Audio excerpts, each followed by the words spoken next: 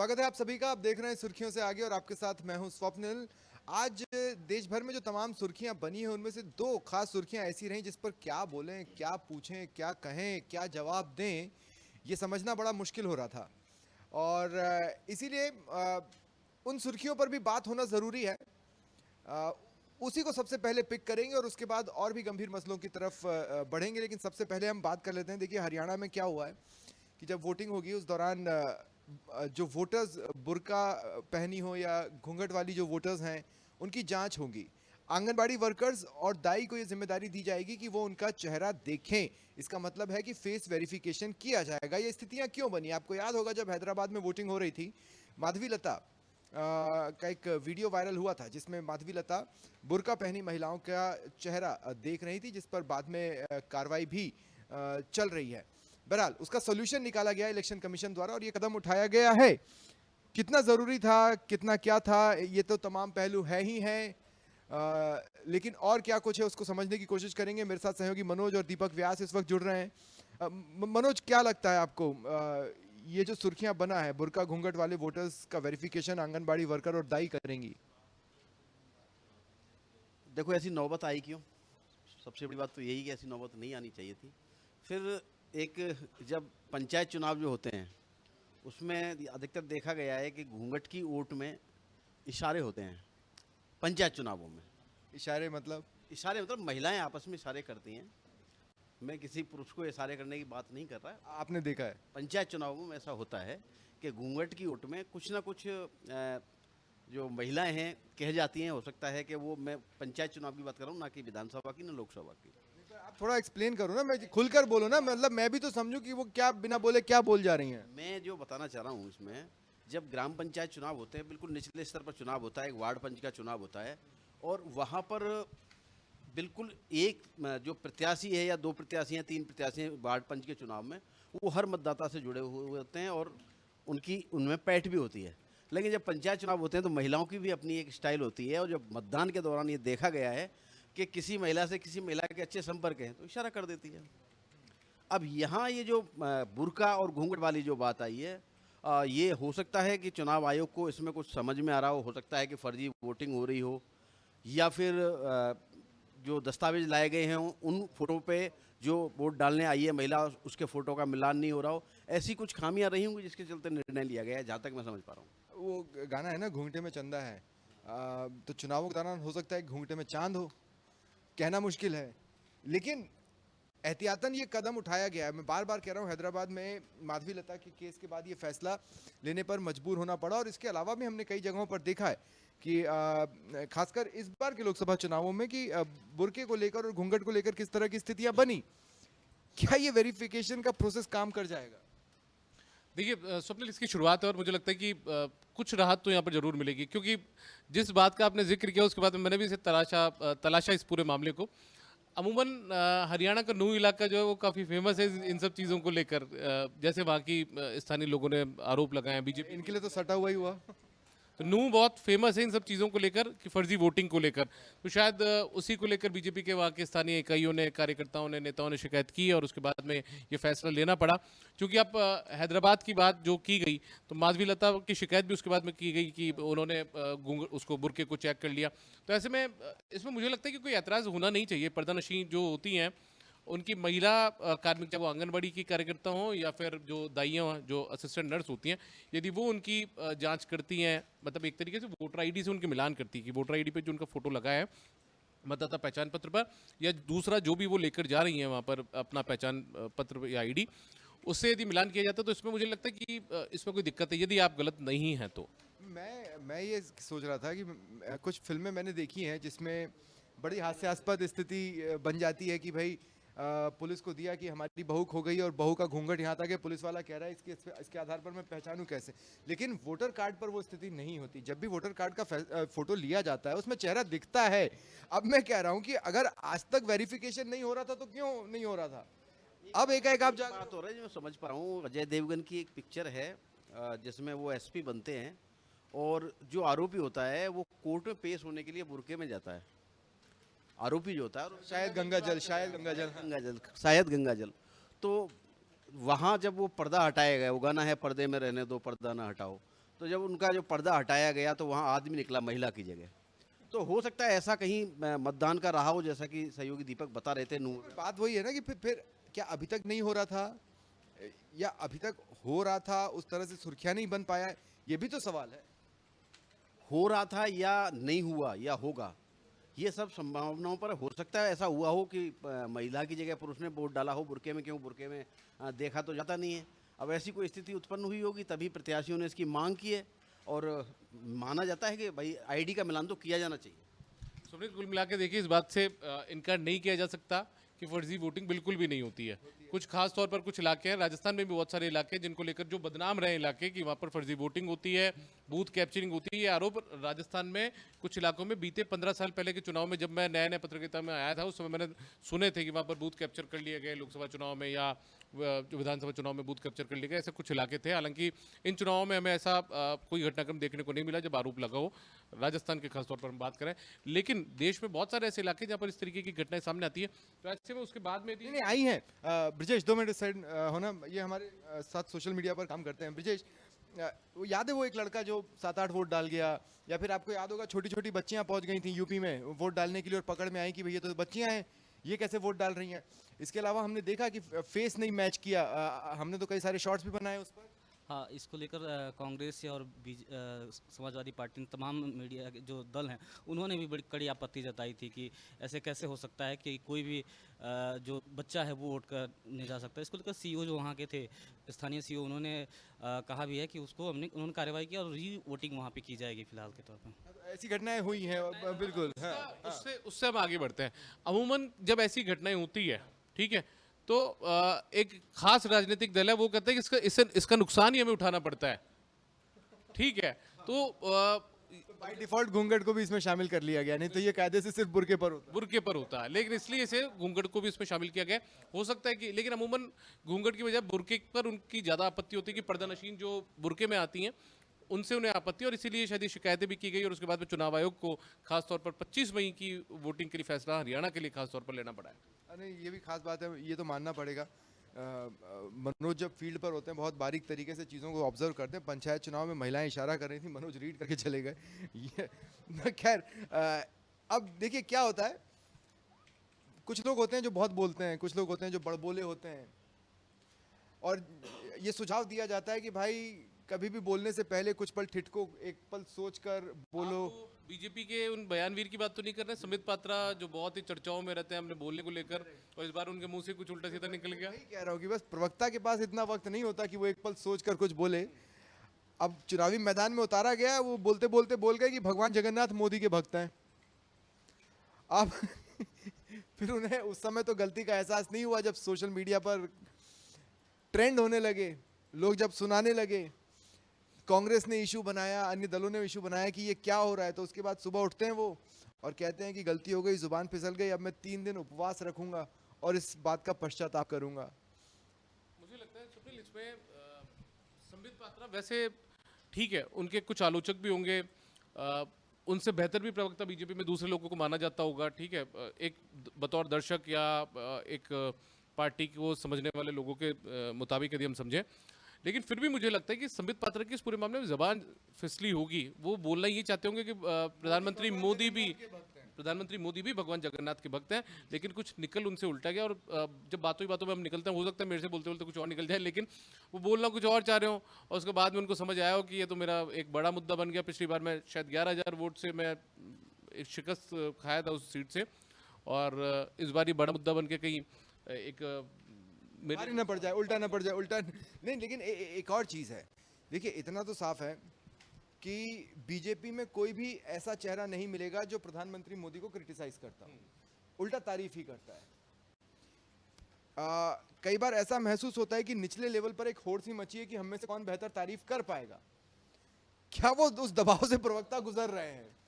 भाई नंबर बढ़ाना है, सियासत में भी तो बढ़ाया जाता है, ऐसे ही तो टिकट नहीं मिल जाता, ऐसे ही तो आप नेशनल स्पोक्स पर्सन नहीं हो जाते। नंबर बढ़ाने वाली बात हो सकती है, लेकिन मैं जहाँ तक मान के चल रहा हूँ कि भावनाओं को समझना चाहिए, वो कहना क्या चाह रहे हैं और उनके मुंह से क्या निकल गया। राजनेता के मुंह से ऐसा हो जाता है कभी कभी कि जबान फिसल जाती है, कई तमाम बड़े नेता हैं जिनके साथ ऐसा हुआ है कि वो कहना कुछ चाह रहे हैं और निकल मुंह से कुछ गया, फिर उसको करेक्ट भी किया जाता है। तो मैं जहाँ तक समझ पा रहा हूँ, संबित पात्रा एक मजे हुए वक्ता हैं, भाजपा के प्रवक्ता भी हैं, और उनसे बस ये भूल बस कहना तो वही चाह रहे थे कि मोदी जी भगवान जगन्नाथ के भक्त हैं, लेकिन उल्टा हो गया उनसे बस। उल्टा पड़ ना जाए यही डर भी सताया। और उसके बाद देखिए तरीका क्या, 3 दिन उपवास रख पश्चाताप करूंगा। ऐसी गलती पर कहीं किसी पुराण वेद में किसी सजा का उल्लेख होगा, इस बारे में मेरा नॉलेज तो जीरो है। लेकिन ये वो रास्ता है जो महात्मा गांधी अपनाया करते थे, उपवास रखकर पश्चाताप का। संबित पात्रा, प्रधानमंत्री मोदी ने भी उपवास किया था। आपको ध्यान होगा गुजरात में जब मुख्यमंत्री थे, जब उन्होंने उपवास किया था, तो उसके बाद में अभी एक पर वो पश्चाताप का उपवास नहीं था, पश्चाताप का उपवास है उपवास ये। की बात करूं, मैं उपवास की बात करूं, मैंने पश्चाताप का जिक्र यहाँ पर नहीं किया स्वप्निल, सिर्फ उपवास की बात करूं। अब संबित पात्रा को ये लगता है को इससे बेहतर कुछ मेरे लिए विकल्प हो नहीं सकता, क्योंकि उनके सामने दिक्कत ये है, ये बीजेपी पार्टी के लिए भी भारी पड़ सकता है उनका जो बयान है, पूरे स्टेट में पड़ सकता है। पूरे स्टेट में भारी पड़ सकता है। क्योंकि अभी मैं जब मैंने इस पूरे स्टेट ही क्यों बल्कि नेशन में भी। हाँ, मैंने जब इस बयान को सुना स्वप्निल, तो ट्विटर पर मैंने देखा अलग अलग जो उनके आलोचक थे, समर्थक थे, वो सब बातें अलग अलग बातें कर रहे थे। लेकिन इस बीच में उसमें ये भी चीज़ें सामने आई कि वो जो राज्य है वहाँ पर भगवान जगन्नाथ को बहुत मतलब इतना मान्यता है वहाँ पर कि उनके लिए इस तरीके के जो बयान दिए गए हैं या गलती से भी बयान निकला हो, तो ये संबित पात्रा के लिए एक बड़ा नुकसानदायक साबित हो सकता है। कुछ लोग तो ये भी आकलन कर रहे थे कि पिछली बार वो 11,000 वोट के करीब से हारे थे, इस बार शायद उनके लिए स्थितियां थोड़ी बेहतर हो सकती थी, लेकिन इस बयान से उनके लिए दिक्कतें खड़ी हो सकती है। जो हिंदू वोटर है या जिनकी भगवान जगन्नाथ में आस्था है, उनके लिए ये बयान काफ़ी मतलब ठेस पहुंचाने वाला है। और ये संबित पात्रा के लिए मैं इसीलिए कह रहा हूँ, संबित पात्रा महात्मा गांधी नहीं है। महात्मा गांधी के तरीके पे वो चल सकते हैं, लेकिन वो महात्मा गांधी नहीं है। अब तो लोगों पर डिपेंड करेगा कि वो इसे एक्सेप्ट करते हैं या आगे नहीं। बढ़ के ना केवल संबित पात्रा बल्कि बीजेपी के लिए भी नुकसानदायक हो सकता है। हो सकता है कि पार्टी आलाकमान की तरफ से उनको फटकार मिल जाएगी, आप प्रवक्ता हैं, आप एक जिम्मेदार कुर्सी पर बैठे, हमने आपको शायद ओएनजीसी का इंडिपेंडेंट डायरेक्टर भी बनाया था, इनको जहाँ तक मुझे जानकारी है पहले थे ही ये। तो ऐसे में जिम्मेदारी महत्वपूर्ण दी गई पार्टी में या सरकार के किसी उपक्रम में, आप ऐसी मतलब महत्वपूर्ण जिम्मेदारियों को संभालते हुए इस तरीके का बयान दे दें, तो ये उनके लिए शायद हो सकता है कि फटकार इनको मिल भी चुकी हो या मिलने वाली भी हो। हमने जिम्मेदार शख्सियत की बात की और हमने वोटर की बात की। अब एक ऐसे व्यक्ति की बात करता हूं जो जिम्मेदार शख्सियत भी है और वोटर भी है। बीजेपी के पूर्व केंद्रीय मंत्री है जयंत सिन्हा, जिन्हें पार्टी ने कारण बताओ नोटिस जारी किया है और 2 दिन का वक्त दिया है कि इस पर आप जवाब दो। अब हाँ, नहीं, लेकिन कारण सुनो आप। पार्टी का ये कहना है कि हमने मनीष जायसवाल को कैंडिडेट बनाया, उसके बाद से न तो आपने पार्टी के लिए प्रचार किया है, न संगठनात्मक काम किए हैं, और यहाँ तक कि आपने वोट भी नहीं डाला। अब ये बताइए, जयंत सिन्हा ऐसी शख्सियत तो है नहीं जिसको हम कहेंगे कि वो जागरूक नहीं है और इसलिए अपने मताधिकार का इस्तेमाल नहीं किया। केंद्रीय मंत्री अगर कोई खुंदक थी भी तो उस खुंदक को वोट ना कर अरे चले जाते, आप नोटा दबा के आ जाते हैं, आपको ये कुछ भी कर देते हैं आप, ये तो कोई रास्ता नहीं हुआ।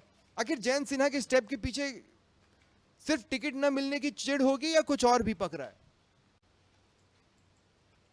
खिसियाना कह सकते हैं इस बात को। जिस तरह से पार्टी ने जब आपको मौका दिया, आपको टिकट दिया, आप पार्टी के सिंबल पर जीते, जीतने के बाद आपको केंद्रीय मंत्री बनाया गया, तब तो आप पार्टी के साथ थे। अब लेकिन पार्टी ने किसी कारण बस, हो सकता है आप वहाँ से जीत नहीं पा रहे हो, आपका टिकट चेंज कर दिया, तो अब आप पार्टी का साथ छोड़ दो। ये तो गलत है, जानबूझ के किया गया कार्य मानता हूँ। पार्टी के लिए जब तक तो आप पार्टी ने आपको दिया तो आप समर्पित थे, और जब पार्टी आपको मौका नहीं दे रही है, किसी और को मौका दे रही है, तो आपने पार्टी के प्रति समर्पण नहीं दिखाया। पार्टी के लिए काम ना करना, प्रचार प्रसार ना करना, और खास करके मतदान ना करना, जिसके लिए मतदान के लिए सभी जगह से अपील की जा रही है। और तमाम बड़े जो नेता हैं, एक नया चलन देखने को मिला है, चाहे वो मुख्यमंत्री हों, प्रधानमंत्री तो खैर पत्नी के साथ नहीं रहते, बाकी के चाहे मंत्री हों, सब परिवार के साथ मतदान करने के लिए निकलते हैं, बेटे बहुओं को लेकर मतदान के लिए निकलते हैं। अब यहाँ जो मतदान नहीं किया है केंद्रीय मंत्री रहते हुए भी, तो ये तो जानबूझ के। कोप भवन, पूर्व केंद्रीय मंत्री, आप सोचिए कोप भवन में जाकर कौन बैठता है? अच्छा, जयंत सिन्हा इससे मैसेज क्या देना चाहते थे? एक तरफ तो उनके फादर हैं यशवंत सिन्हा। यशवंत सिन्हा को बीजेपी ने साइडलाइन किया, स्वप्निल, इससे इनकार नहीं किया जा सकता, ठीक है, साइडलाइन किया। उसके बाद में जयंत सिन्हा की एंट्री हुई, उन्हें केंद्रीय वित्त राज्य मंत्री बनाया गया, जहाँ तक मुझे याद है ना, वित्त राज्य मतलब राज्य मंत्री की जिम्मेदारी उनके पास थी। और उसके बाद में उन्हें आगे किया गया। उसके बाद में यशवंत सिन्हा थोड़ा अलग हो गए, शायद दूसरे दलों की तरफ भी उन्होंने कोशिश की जाने की, वो सब चीज़ें हुई। लेकिन इस बीच में जयंत सिन्हा का कद भी धीरे धीरे पार्टी के अंदर भीतर घटना शुरू हो चुका था। उन्हें मंत्री पद से भी हटा दिया गया था। उसके बाद में मौजूदा चुनाव के अंदर उन्हें टिकट ना देकर किसी दूसरे प्रत्याशी को, जायसवाल को टिकट वहां पर दे दिया गया। तो ऐसे में जो मनोज कह रहे थे कि ठीक है वो अपनी अलग हो सकती है, लेकिन ये एक मानवीय स्वभाव होता है।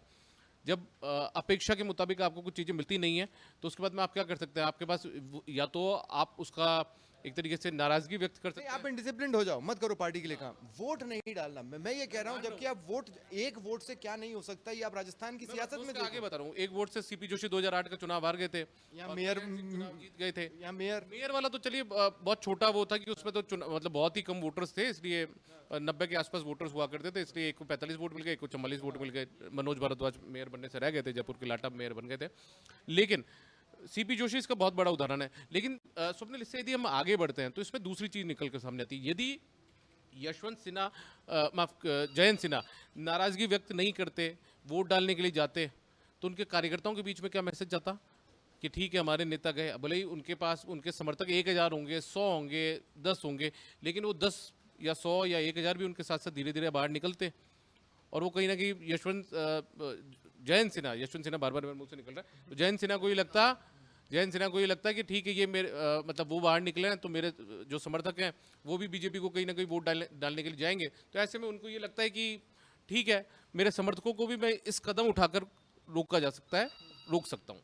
नहीं, इंटरेस्टिंगली इसी बीच बीके हाँ, शर्मा जी हमारे साथ आज तुम बिल्कुल। कहना चाहोगे, बीके शर्मा जी को आप बालकृष्ण है ये हमारे साथ आए और चर्चा की। काश ये उस वक्त आए होते जब हम संबित बात्रा पे बात कर रहे थे। खैर, लेकिन हाँ, ये इंटरेस्टिंग पॉइंट है कि सिन्हा परिवार का एक चेहरा INDIA गठबंधन की रैली में नजर आया था। बहरहाल अब आप लगा सकते हैं इस बात का अंदाजा कि सियासत किस तरफ जा रही है। अब एक सवाल है मैं लेना चाहता हूँ। बीके अरविंद केजरीवाल जब से जमानत पर छूटे हैं वो लगातार बीजेपी पर हमलावर हैं और इसमें कोई शक नहीं है। लेकिन वो जो उन्होंने एक तीर छोड़ा हुआ है ना कि योगी जी को मोदी और शाह की जोड़ी अलग थलग करने वाली है, वो उस पर चिपक गए हैं, वो उससे हटने को तैयार नहीं है। हालांकि ये भी बड़ा इंटरेस्टिंग है कि जब वो क्या प्रधानमंत्री मोदी अगले साल इस्तीफा देकर अमित शाह को प्रधानमंत्री बना देंगे, जब ये कहा था तो पार्टी ने उस बयान पर तो रिएक्ट किया, लेकिन योगी वाले बयान पर रिएक्ट नहीं किया। और अरविंद केजरीवाल योगी वाले बयान को पकड़े हुए हैं कि योगी के दुश्मन उन्हीं की पार्टी में, मोदी और शाह उन्हें CM की कुर्सी से हटाना चाहते हैं।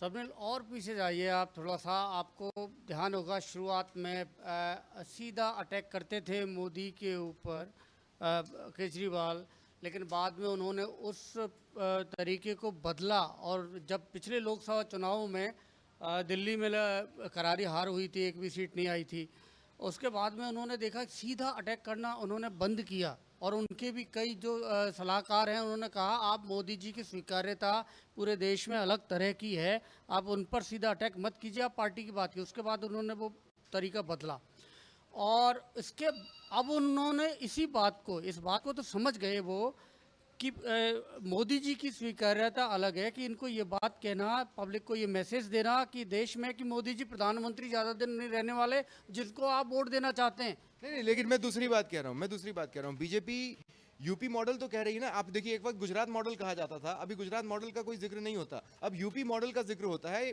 योगी उस यूपी मॉडल को रिप्रेजेंट करते हैं।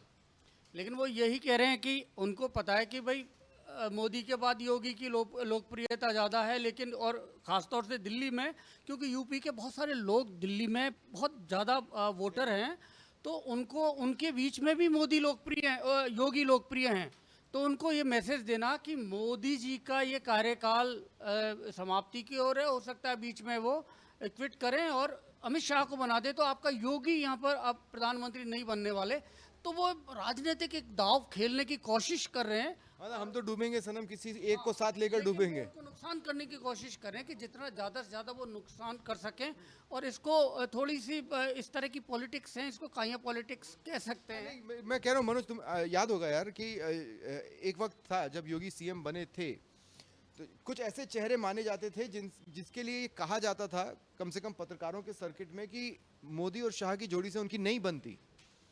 काफी वक्त तक योगी को लेकर भी इस तरह की बातें रही हैं हवाओं में। देखो स्वप्निल, दाव पेच का खेल तो राजनीति आज के समय में हो गई है। अब पीछे थोड़ा जाना चाहेंगे, जब उत्तर प्रदेश के चुनाव थे उस समय ये लग रहा था कि शायद यहाँ पर सीएम का चेहरा कोई और होगा, और तब आपने देखा होगा कि प्रधानमंत्री जब जब उत्तर प्रदेश में विधानसभा चुनाव का प्रचार प्रसार करने के लिए गए तो उन्होंने योगी का नाम तो लिया, लेकिन अब लोकसभा में जो चुनाव में जो ले रहे हैं नाम, वो अलग तरीके से ले रहे हैं। अब खुद प्रधानमंत्री ये कह रहे हैं योगी के सुशासन की वजह से, जबकि इस शब्द का उपयोग उन्होंने विधानसभा के चुनाव प्रचार प्रसार में उत्तर प्रदेश में नहीं किया था। अब लोकसभा में उनको ये कहना पड़ रहा है कि योगी के सुशासन की वजह से उत्तर प्रदेश में ये बदलाव आया है, उत्तर प्रदेश विकास की ओर बढ़ रहा है। तो कह सकते हैं कि उत्तर प्रदेश में योगी सर्वमान्य है, योगी की खुद की अपनी लोकप्रियता है, और जो आरोप अरविंद केजरीवाल ने लगाए हैं कि ये योगी को सीएम पद से हटाएंगे, वो एक केवल दाव खेला गया है।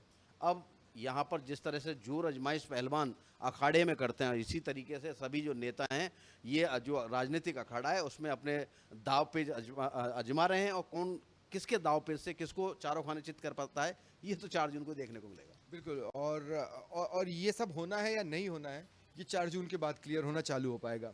तो बहुत बहुत शुक्रिया आप सभी का मेरे साथ जुड़ने के लिए। फिलहाल इतना ही, नमस्कार।